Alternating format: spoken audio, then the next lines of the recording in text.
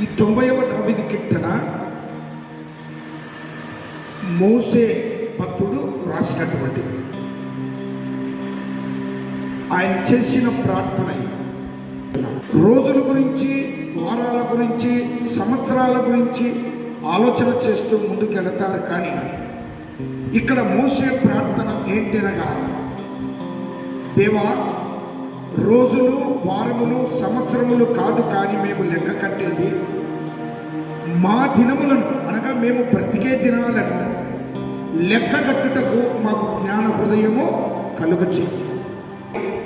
సామెతలు 27వ అధ్యాయము, రేపటి దినమును కూర్చి అతిశయపడకుము, ఏ దినమున ఏది సంభవించునో అది నీకు తెలియదు.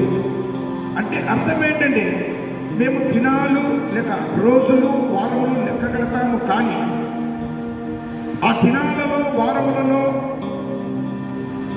నెలలలో, సంవత్సరములలో ఏమి జరుగుతుందో మాకు తెలియదు. ఈ రోజులు గడిచిపోయాయని ఆలోచించే దానికన్నా మా జీవితాలను లెక్కించుటకు మాకు నేర్పించు. అపోస్తలుడైన పౌలు అంటాడు ఎఫెసీ పత్రిక 5వ అధ్యాయం 15వ వచనంలో, దినములు చెడ్డవి గనుక సమయమును పోనీయక అజ్ఞానుల వలె కాక జ్ఞానుల వలె నడుచుకొనుచు జాగ్రత్తగా చూచుకోండి.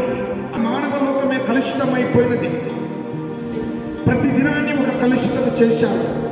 అటువంటి మానవ లోకములో జీవించే సమయంలో జాగ్రత్తగా నీ బ్రతుకు దినాలను నీవు గడపడము నేర్చుకో.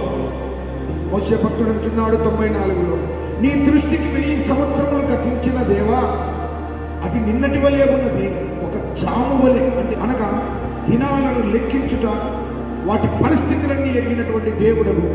ఆ దినాల గురించి, ఆ రోజుల గురించి, ఆ వారాల గురించి, ఆ మాసాల గురించి, సంవత్సరాల గురించి మాకు తెలియదు. కానీ బ్రతకడానికి మేము మా జీవితమును లేక మా దినాలను లెక్కించుట మాకు నేర్పించు.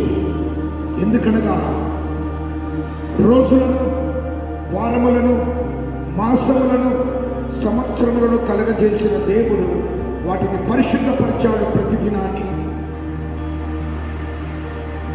దేవుడు పరిశుద్ధపరిచిన ప్రతి దినములో పరిశుద్ధునితో కలిసి ప్రతిదినాన్ని ఒక పరిశుద్ధ దినముగా ఆచరించి దినములు నీ బ్రతుకును లెక్కించుటకు నీవు నేర్చుకోవడమే ఈ గడిచిన దినాలను, జరగబోయే దినాలను, నీవు బ్రతికిన దినాలను ఉత్తమం.